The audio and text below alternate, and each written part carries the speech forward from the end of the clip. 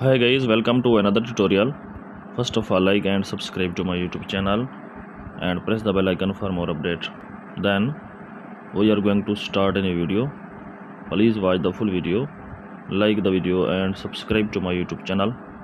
How to make a designing photo editing on Pixel Lab initially. Open the Pixel Lab, select a photo, remove the background color, adjust the photo, select a shape, change the color of shape, duplicate the photo, select the opacity, effect shadow enable button down, adjust the photo, change the background color.